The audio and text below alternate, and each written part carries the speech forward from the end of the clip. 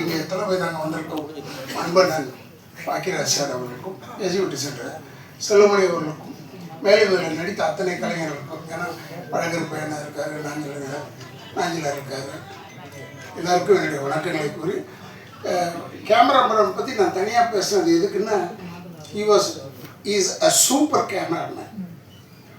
அதாவது ரொம்ப சின்ன படங்களில் இவன் எப்படி எடுக்கிறான்னு என் மேக்கப் மேன் குமார் என்னை தொந்தரவு பண்ணிக்கிட்டே இருந்தேன். எப்படின்னா எடுக்கிறான் இவன் லைட்டே இல்லை அப்படி. அப்புறம் கேட்டால் மலையாளத்து படத்துலேருந்து வந்திருக்காரு. மலையாளத்தில் லைட்டே கிடையாது. அவங்களுக்கு ஆச்சரியமாக பார்த்துருப்பாங்க லைட்டெல்லாம். இப்படிலாம் லைட் இருக்க அது மாதிரி ஒரு சூப்பர் ஆள்.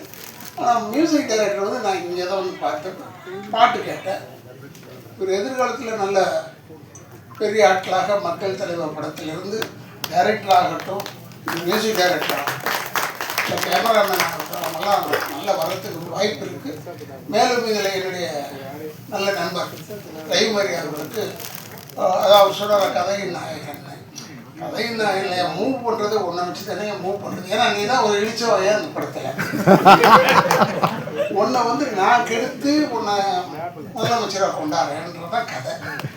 அப்போ நீ எப்படி நீ வந்து வருத்தப்பட்டு சொல்லிக்கிட்டே இருக்கிறதுலேயே இழிச்சவாயே நீ தான் இந்த படத்தில்.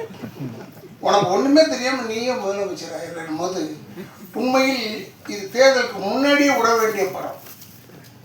நான் சொன்னேன் ராம்தேவ்கிட்ட, தேர்தலுக்கு முன்னாடி விடலாம் அந்த படத்தை விட்டா நல்லா போகுண்டான்னு. இல்லை நான் கொஞ்சம் இதுவாக இருக்கு அதுவாக இருக்குன்னு சொன்னார். உனக்கு இந்த படத்தில் ஒரு பெரிய விஷயம் என்னென்னா, தேர்தல் முடிவுக்கு பிறகு வந்தாலும் இது ஓடும், தேர்தலுக்கு முன்னாடி வந்தாலும். ஏன்னா அவன் கொஞ்சம் சிக்கலான விஷயங்கள் எல்லாம் வச்சுருக்கான். அதில் யாராலையும் சால்வ் பண்ண முடியாது. நான் சால்வ் பண்ணுறேன்னு எந்த கவர்மெண்ட் சொன்னாலும் தப்பு. அது நான் ஏன்னா இதில் அவ்வளோ அருமையாக எல்லா சீன்ஸுமே அவர் ஒவ்வொரு எனக்கு கதை சொன்னார் பாருங்க. வந்து சொல்லும் போது எவ்ரி சீன் நான் சொல்லிகிட்டு இருந்தேன், இதெல்லாம் நடந்ததுயா, இதெல்லாம் நடந்ததுயா, இதெல்லாம் நடந்ததுயான்னு. அதையும் வச்சுருக்காங்க.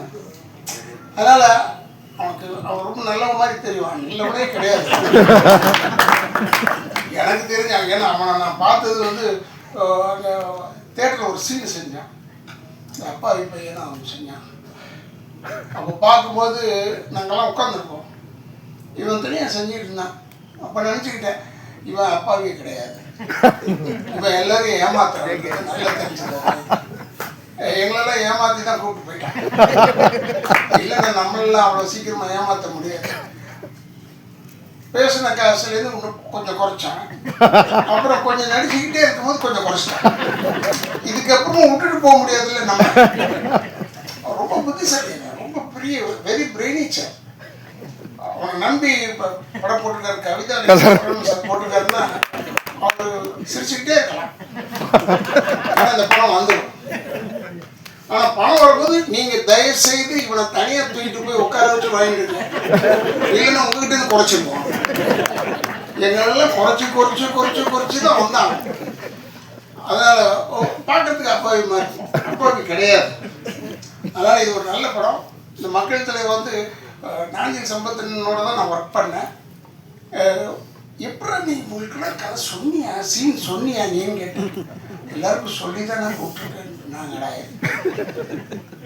ஆச்சரியமாக இருக்குது. இவங்கெல்லாம் உன்னை நம்பி வந்திருக்காங்கன்னா பெரிய விஷயம். எப்படி நம்ப வச்சான்னு தெரியல. அதில் தான் நான் பாராட்டுறேன்.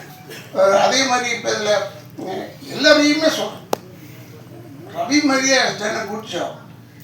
ரவி மாதிரியே கிளாஸ் சென்டர் ஆஃப் ஆக்சஸ் அவன். அவனை சுற்றி தான் எல்லோரும் நாங்கள் வரோம். பட் அவனை இந்த வழிக்கு கெடுக்கிறதே நான் தான்.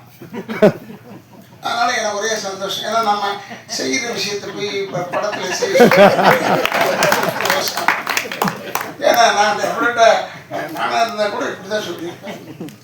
அதுக்கேற்ற மாதிரி எலெக்ஷன் வந்துருச்சு. அவன் பயந்தான். ஏன் பயந்தான்னு தான் எனக்கு தெரியல. அவன் நினச்சா ரெகுலர் ஃபார்மெட்டில் வரும்னு நினச்சான். இது இர்ரெகுலர் ஃபார்மேட்டில் வந்த உடனே, தேர்தல் முடிஞ்சு இர்ரெகுலர் ஃபார்மேட்டில் வந்த உடனே அவன் கொஞ்சம் தெம்பாயிட்டான். இப்போ நம்பி படத்தை ரிலீஸ் பண்ணான். பாருங்கள், ஒரு படத்தில் சென்சார் ஆகலைன்னு சொல்லிட்டு இங்கே வந்து போடலையே ப்ரொஜெக்ஷனு. அந்த அளவுக்கு ஒரு முதல்ல எடுத்தோடனே எதிர்ப்பு தான்டா உனக்கு. முதல் வெறும் ப்ரொஜெக்ஷன் தேட்டரில் ஆரம்பிக்கிற விஷயம் ரெகுலர் தேட்டர் வரைக்கும் போகும்போது உனக்கு. நான் இப்பவும் சொல்கிறேன், இந்த படம் பார்த்தாங்கன்னா நம்மளை சொல்கிறாங்களோ சர்வ கட்சி கூட்டமும் உன்னை வந்து தேடுவாங்க. இப்பவும் சொல்கிறேன், நம்ம தயாராக இருக்கணும். நான் சொன்னேன், வீட்டில் கூட சொல்லிட்டு இருந்தேன், பேசிக்கிட்டு இருக்கும்போது கூட, இல்லை இந்த படத்துக்கு எங்கள் மேலாம் கேஸ் வந்தாலும் ஏன்னா எங்கேயும் ஒரு இடத்துல எதையும் ஒன்று பேசியிருக்கோம். அப்போ எங்கேயும் ஒரு இடத்துல கேஸ் வரும். கேஸ் வராமல் இருந்தால் நல்லது. ஆச்சரியம் இருக்கு, அவ்வளோதான். ஆனால் இவன் பரவாயில்ல, இவனுடைய சைஸுக்கு எங்கே வேணாலும் போய் ஒழிச்சுக்கலாம்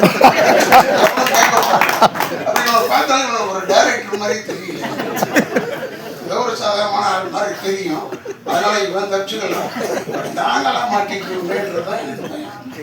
முகம் தெரிந்தவர்கள் நிச்சயமா மாட்டிக்குவாங்க. ரொம்ப பிரமாதமா படம் வந்திருக்கு, படத்தை பாருங்கள். ஆனால் தேட்டரில் போய் பாருங்க. சொல்லி அழுத்து போயிட்டு இந்த இடத்துலயே